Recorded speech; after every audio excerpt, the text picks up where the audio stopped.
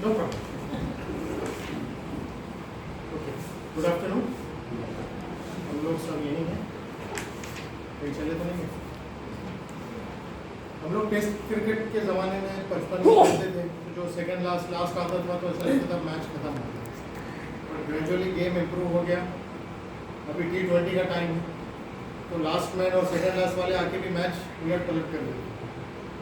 तो अगर मैं सेकंड लास्ट हूँ, इसका मतलब ये है कि we are not going on the verge of end, again we can start. Okay, myself Mohammad Arif Khan, I am principal university of MSL high school and I'm a student of this college also. I passed my BA from this college 2002-2003. Since then I'm working in different schools. Currently, Nurul Islam, MSc. आज का जो ये हमारा programme है, ये NEP के ऊपर base करता है। तो मेरा जो प्रेजेंटेशन है, ये मैं पूरा के पूरा जो है इसके ऊपर फोकस करूँ कि उस लैंग्वेज में जिसमें मैं अच्छे से बोल सकूँ, थोड़ा सा कंफर्टेबली, और जिसमें आप थोड़ा सा मेरे नज़दीक आकर इसको समझ सकें।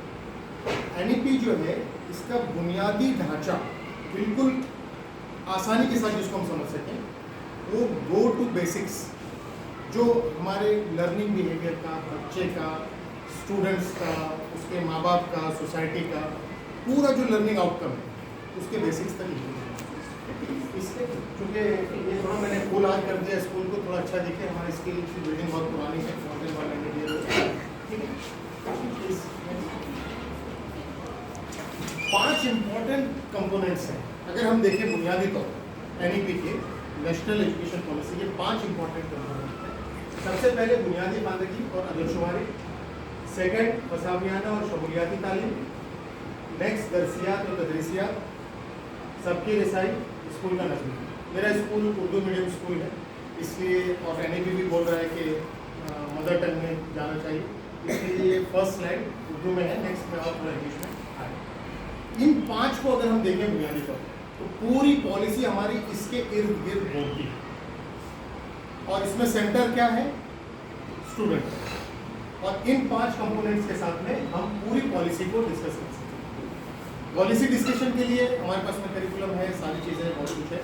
हम एज अ स्कूल, हम एज अ फैसिलिटेटर, हम एज अ टीचर, हमारे बच्चों के लिए इस पॉलिसी के मातहत में वो कवर करते हुए क्या करते हैं, वो हम उसमें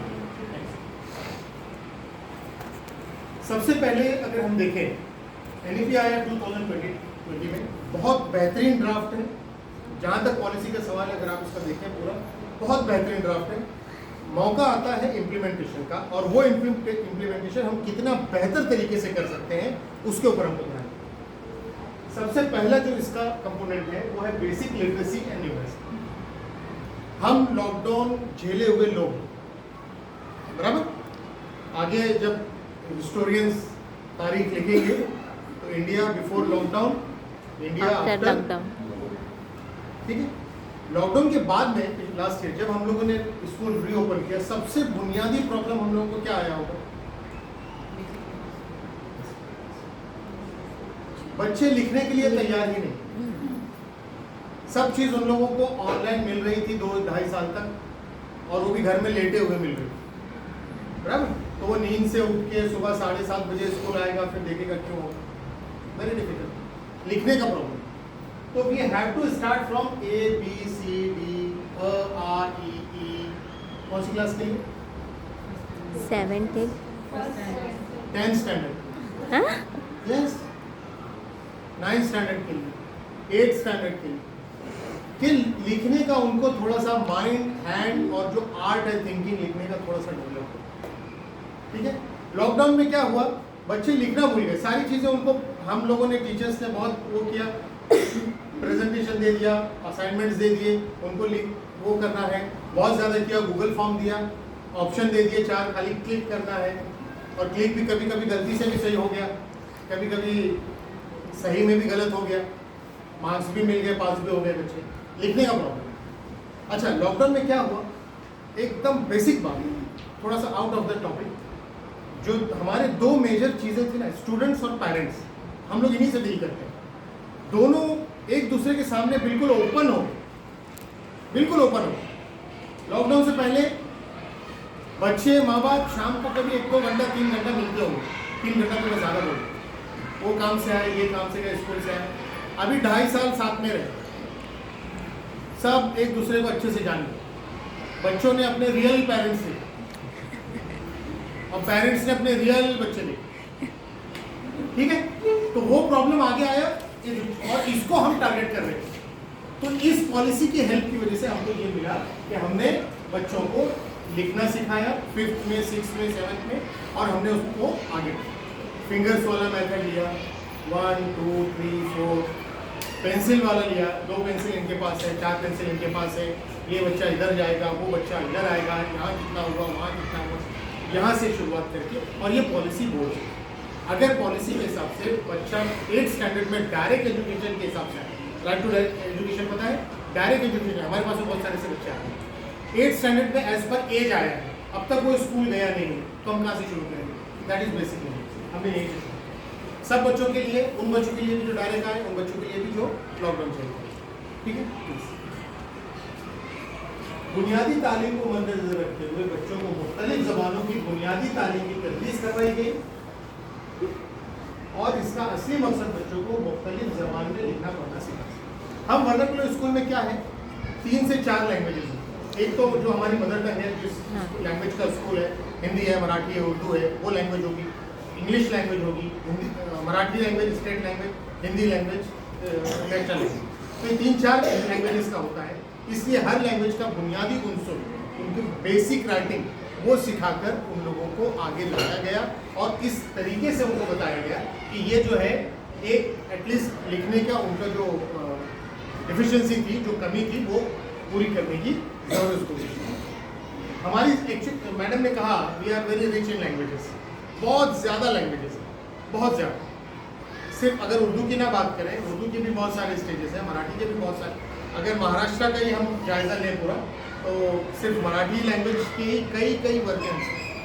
पूना वाले लोग अलग मराठी बोलेंगे, जलगांव वाले लोग अलग मराठी बोलेंगे, नागपुर इधर वाले अलग मराठी है। बुनियादी तौर पर मराठी लैंग्वेज, लेकिन उनके वर्जन्स अलग हैं। यहाँ की मराठी अगर आप में एक्सपर्ट हो गए तो शायद वहाँ के लिए आपको डिफिकल्ट हो, उनके नाम भी अलग हैं, टोन्स भी अलग हैं, थोड़ा बहुत ग्रामर का और फ्रेजेस का भी मसला है। तो ये सारी चीज़ें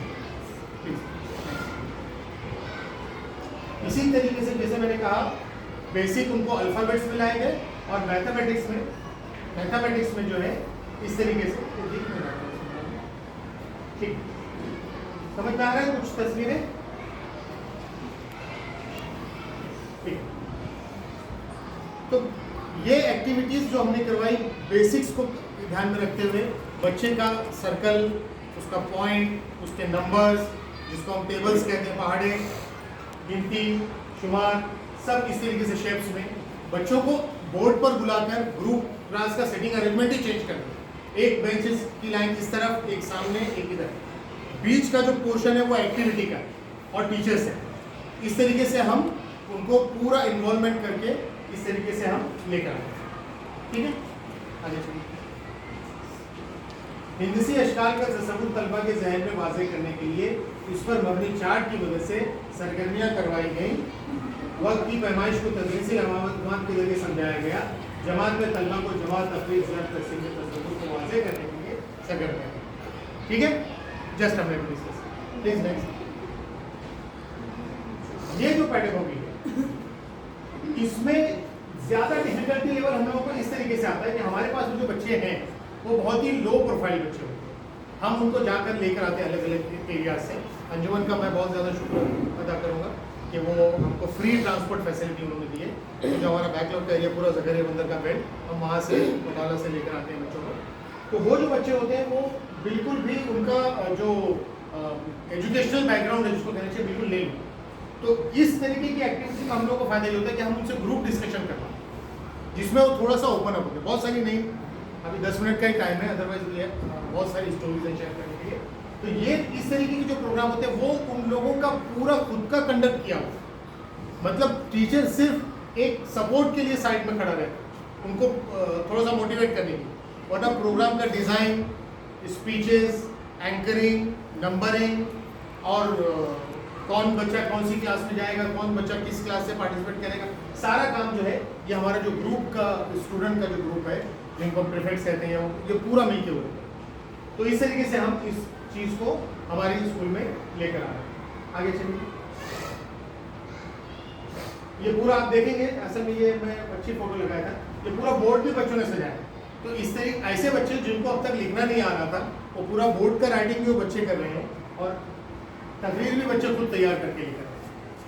हम सिर्फ उनको गाइड कर रहे हैं। वो बहुत अच्छा नहीं बोलते, लेकिन हम उनको बोलने के लिए मजबूर करते हैं ताकि उनका एक जो फियर है, वो स्टेज पे आने का फियर, वो बच्चों से एड्रेस करने का फियर, माइक में बोलने का फियर, वो उसमें खत्म हो जाए। और धीरे धीरे 5th 6th 7th अभी 2nd 3rd ईयर है, इंशाल्लाह नेक्स्ट 2-3 साल में वो बच्चे बहुत ज़्यादा एक्सेल करें। ये सारी चीज़ें और इन पे ये सारी एक्टिविटीज़ हमने करवाई। हमारे पास में बहुत एक CWS है ना, चिल्ड्रन विद स्पेशल नीड, कुछ बच्चे हैंडीकैप होते हैं मेंटली फिजिकली, है ना। तो इस तरीके के कुछ बच्चे इस साल हमारे पास में आए। अब हमारे यहाँ बच्चों की इतनी शदीद किल्लत है, हम किसी भी बच्चे को ना नहीं दें। उन बच्चों को इंक्लूसिव एजुकेशन में लेकर आना साथ में एक बहुत बड़ा चैलेंज है। इसके लिए गवर्नमेंट की एक स्कीम है चिल्ड्रन विद स्पेशल नीड्स। तो वहाँ पर उनका रजिस्ट्रेशन करवाना, उनका UDID बनवाना और उनको हर वो फैसिलिटी दिलाने की कोशिश करना जो ऐसे बच्चों को गवर्नमेंट से मिल रही। कुछ अलग तरीके का फिजिकल नीड होता है, कुछ अलग तरीके की उनकी चीज़ें होती हैं। सेम अच्छा फिजिकल हैंडीकैप दिख कर आ जाता है, बच्चे के हाथ में प्रॉब्लम है, सर में प्रॉब्लम है, पैरों में प्रॉब्लम है, जो भी फिजिकल प्रॉब्लम ये दिख के आता है। मेंटल प्रॉब्लम दिख कर नहीं आता, वो आपको आइडेंटिफाई करना पड़ता है, वो आपको समझना पड़ता है। उसके लिए बहुत सारे तरीके हैं। लिखने की डिफिशियंसी होती है, बच्चा बोलता बहुत अच्छा है, उसको एक्टिंग करने बोलो वो छा जाए, लेकिन पेन और पेपर पकड़ा वो नहीं लिखे। इसका मतलब उसका माइंड और उसका हाथ का जो एक कोऑर्डिनेशन होना चाहिए राइटिंग के लिए। Writing is a thinking job, you know. Reading आप कर सकते हैं किसी भी तरीके से, लेकिन आपको लिखना है तो यू हैव टू थिंक। तो वो उनका वो स्किल जो है वो डेवलप नहीं हुई होती है। तो उसके लिए ऐसे बच्चों को आइडेंटिफाई करके उसकी स्किल के हिसाब से, उसकी स्पीड के हिसाब से उसको राइटिंग टेस्ट देना। हालांकि होता वो 8वीं में, लेकिन पेपर वो 5वीं का भी सॉल्व नहीं कर पाता, लिख नहीं पाता। तो इसके लिए ऐसे बच्चों को आइडेंटिफाई करके उनकी कैटेगराइज करना, उनको उस क्लास का जिस क्लास में वो अच्छे से लिख सकते हैं वो सिलेबस ही करवाना, ये हमारे स्कूल में होता है। और इनका भी सर्टिफिकेट बनता है, लर्निंग डिसेबिलिटी का इनका भी सर्टिफिकेट बनता है, फिजिकल डिफिशियंसी का इनका भी सर्टिफिकेट बनता है। वो एक बहुत बड़ा और अलग टॉपिक है, इसके ऊपर कभी बात होगी। अगर किसी को हेल्प चाहिए तो बिल्कुल हमसे कांटेक्ट कर सकते हैं। हमने इसमें बहुत सारे बच्चों की हेल्प की है, मेंटल एबिलिटी के लिए भी और फिजिकल चैलेंजेस के लिए।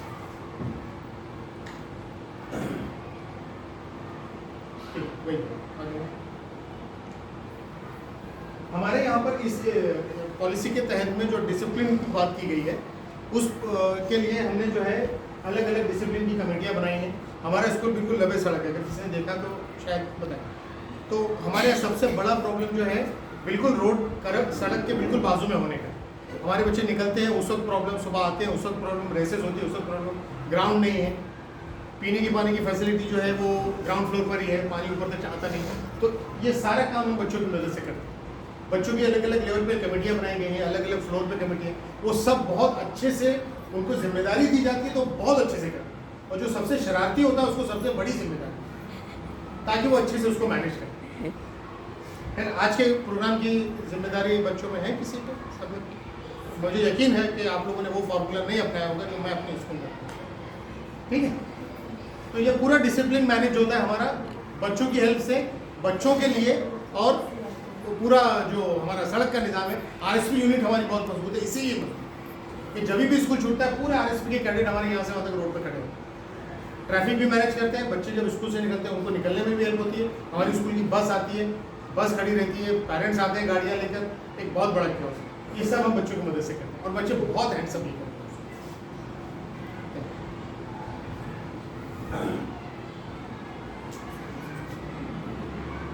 ये जनरल एक्टिविटी है, ये NEP में भी है, इसके पहले भी पॉलिसीज़ में थी। बच्चों को मोटिवेशन करने के लिए बेस्ट स्टूडेंट अवार्ड देना, अटेंडेंस का अवार्ड देना, हाइजीन का अवार्ड देना, उन्होंने अगर कुछ अच्छा एक्सेल किया, कुछ एक्स्ट्राऑर्डिनरी काम किया उसके अवार्ड देना। हमारा स्कूल का टाई अप है आगा खान चैरिटेबल ट्रस्ट से, जो हमारे यहाँ लड़कियाँ हैं जो खास करके जिनका फैमिली बैकग्राउंड इतना अच्छा नहीं है, उनको वो लोग अडॉप्ट करते हैं। उनके लिए सारी उनकी फीस से लेकर हर चीज़ का बहुत ख्याल रखते हैं। इसी तरीके से जो अभी बच्चों के लिए हमने उनकी मदद से जो है प्रिंस अली खान हॉस्पिटल में ले जाकर आई चेकअप किया, हर बच्चे का आई चेकअप किया, हर बच्चे का CBC किया, हर बहुत सारे पेरेंट्स भी आए उसमें, उन लोगों का भी फ्री में हुआ। तो ये भी एक कंपोनेंट है इम्पोर्टेंट जो हमारे स्कूल में अच्छे से हम लोग कर रहे हैं। वो बाद में वो बच्चे से पर्सनल कांटेक्ट में रहते हैं और उनको जो भी उनकी मेडिकल नीड है, चश्मा दिलाना, उनके जैसे लड़कियों की कुछ चीज़ें हैं, बॉयज़ के कुछ उनके कपड़े वगैरह हैं, वो सब वो प्रोवाइड करते हैं। नेक्स्ट तो इस तरीके से हमारे जो बच्चे पार्टिसिपेट करते हैं अलग अलग लेवल पर, अभी रिसेंटली हमारा RSP का कंपटीशन हुआ साउथ जोन का, उसमें हमारे स्टूडेंट ने फर्स्ट प्राइज लिया। लोकल तौर पर एक स्पीच कंपटीशन हुआ, उसमें से प्राइज लिया। तो हर बच्चों को ऑफिस में बुलाकर उनको अच्छे से ट्रीट करके हमारा जो स्कूल का असेंबली सिस्टम है वहाँ पर प्रेजेंट किया जाता है ताकि बच्चों को थोड़ा सा मोटिवेशन।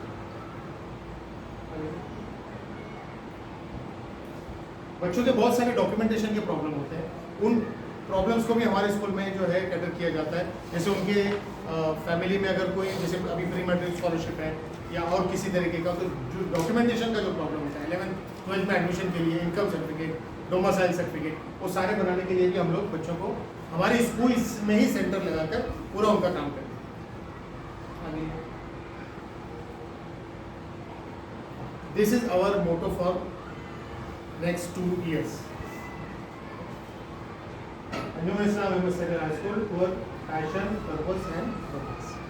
बच्चों की अटेंडेंस पूरी करना, उनको जो पॉलिसी के 5 कंपोनेंट्स हैं इंपॉर्टेंट, वो पांचों कंपोनेंट्स के तहत में उनको एक जगह लाकर जितना ज़्यादा सपोर्ट हम दे सकते हैं उतना ज़्यादा सपोर्ट हम दे सकते हैं कोशिश। अभी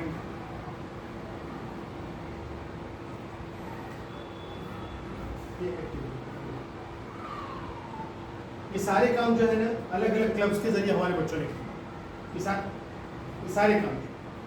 इसमें फूड एक्टिविटी है जो बच्चे घर से लेकर आते हैं, साइंस एग्जीबिशन जो हमारे वार्ड का होता है उससे पहले हम स्कूल में करते हैं, हर क्लास का करते हैं।